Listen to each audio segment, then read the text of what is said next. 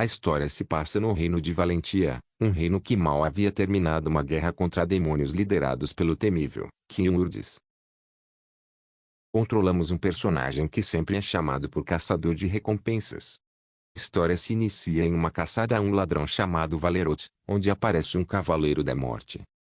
O caçador é chamado após o forte da guilda ser invadido, tendo como maior perda o mestre de guildas, de Jorek. Tudo indicava que a companheira de nosso personagem, Cyrane, abriu os portões permitindo os mortos-vivos entrarem. Pouco tempo depois o caçador salva uma sacerdotisa chamada Irmã Celestine, que guia ele telepaticamente em algumas missões. Logo após isso o caçador é contratado por Sirvan, um grande general de Valentia.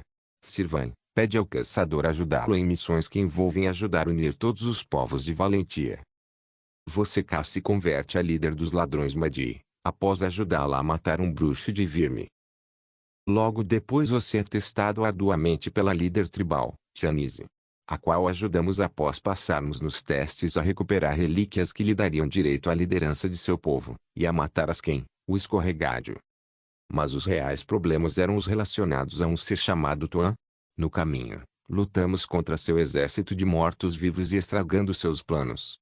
E descobrimos que Tuan podia reviver os demônios da antiga guerra como Kailash o Acusador, e Vuilot o demônio da podridão. Madi nos diz onde está Cyrane, lutamos contra ela e vencemos. Porém, ela diz que foi Malcor quem abriu os portões, mas isso é história para depois. O caçador vai atrás do arquimago Arlandi com a suspeita dele ser Tuan. Porém ele luta contra os Dejins, no caso demônios e monstros, e salvamos ele do demônio Shezin. A partir daí somos contratados por Arlandi frequentemente para estragar os planos de Tuan máximo. Depois de muita luta, Arlandi, que havia perdido as esperanças, decide revelar que Tuan na verdade é seu filho Vesrot, o qual foi corrompido por Tuan após tentar ressuscitar sua esposa. Arlandi havia dado a Vesrot um amuleto que lhe concedia a imortalidade.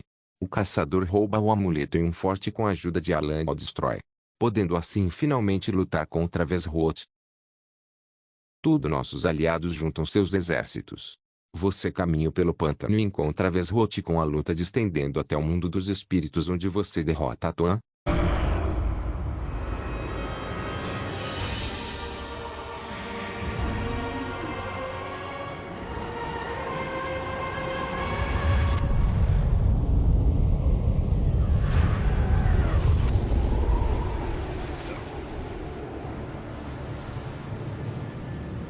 Após isso, você descobre onde Malcor está, caça ele e mata o mesmo.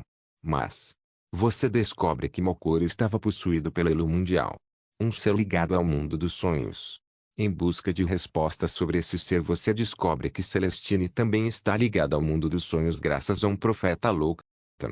O caçador tem uma conversa rígida com Celestine que descobre onde está o Elo Mundial. O caçador deixa a conversa paga mais tarde e mata o Elo Mundial, assim, vingando de Jorek. Mas isso não é o fim da história. Um tempo depois o reino de Valentia buscava estabilidade. Sirvan lhe diz que iriam eleger um regente, e esse regente seria Calator, que roubou os créditos da derrota de Tuan deixando o caçador muito puto pois Sirvan ajudou nisso. O caçador é mandado para proteger Calator e descobre que enlouquece para conseguir o poder. Obviamente Calator é humilhado e preso. E o caçador é quem iria receber o título de regente em seu lugar, tendo uma pequena interferência por causa de Celestine. Descobrimos por meio de outras sacerdotisas que Celestine havia absorvido poderes malignos e enlouquecido com isso. Caçamos ela e a derrotamos, e seus poderes são passados para a irmã Viviane. Logo depois, Celestine é aprisionada para sempre.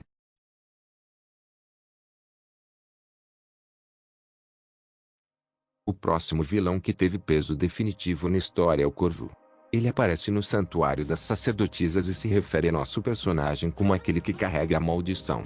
Após isso, as sacerdotisas fazem um ritual que deveria tirar a maldição de nosso personagem. Porém, isso a aumentou ainda mais. O caçador então começa a ter ilusões.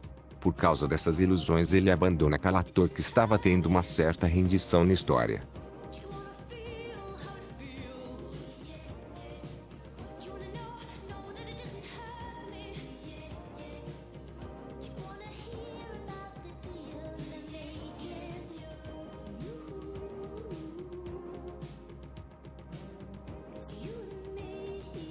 O caçador vai a um pântano e encontra uma sacerdotisa chamada Seer, que dá a ele um pergaminho que com a ajuda de Alan poderia tirar a maldição dele. Porém, após fazer isso, ele liberta várias versões malignas de si mesmo e essas versões causam grande destruição e desordem em Valentia. O caçador então tem seu nome manchado e precisava matar cada um de seus clones malignos. No meio de uma dessas lutas encontramos Calator e o matamos de forma definitiva dessa vez. Também descobrimos que o objetivo do Corvo era usar um dos clones malignos, no caso o último que sobrevivesse, como Arauto do Caos. Com muita dificuldade chegamos no último clone, tendo uma árdua batalha em seguida e lutando finalmente contra o Corvo, matando mesmo de forma brutal.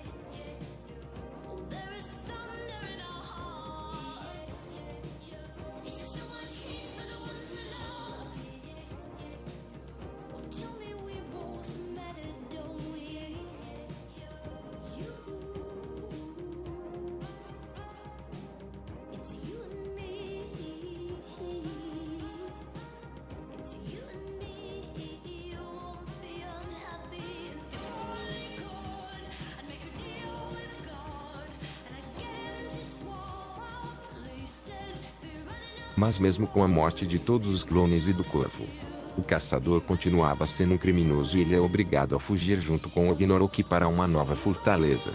A desordem aumentou em Valentia.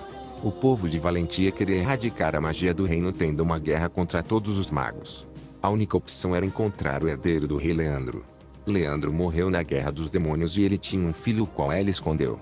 Encontramos o curador que fez o parto que havia se corrompido, e após derrotarmos ele, ele mostra que o príncipe estava petrificado. Buscamos uma forma de reverter a maldição com a ajuda de Viviane. E descobrimos um retorno no tempo o qual mostra que o príncipe foi petrificado por arquimagos e para trazê-lo de volta, era necessário encontrar sua coroa, espada e escudo. Encontramos os 3 objetos com apenas a coroa estando quebrada, mas o Gnoelka conserta na antiga forja de seu povo. A estátua do herdeiro foi roubada pelos arquimagos. Recuperamos ela e com a ajuda de Alan escoltamos ela.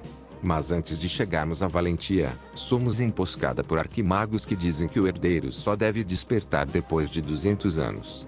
Matamos os arquimagos e chegamos no reino de Valentia, onde libertamos o herdeiro. Porém, descobrimos que ele era um canalizador que mantinha o poder da estátua contido e sem ele todo o mundo seria destruído. Então, ocorre um flashback da história de nosso personagem.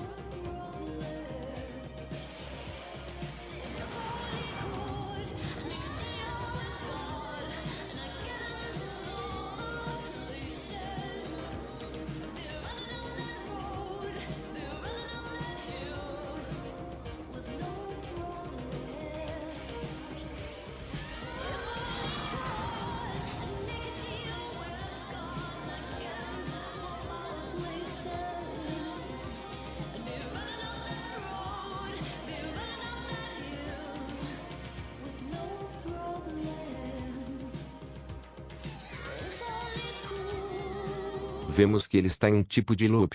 E isso porque ele se fundiu à estátua no lugar do herdeiro, pois a alma dele era tão forte quanto a do mesmo, aceitando assim o fardo de viver um pesadelo eterno.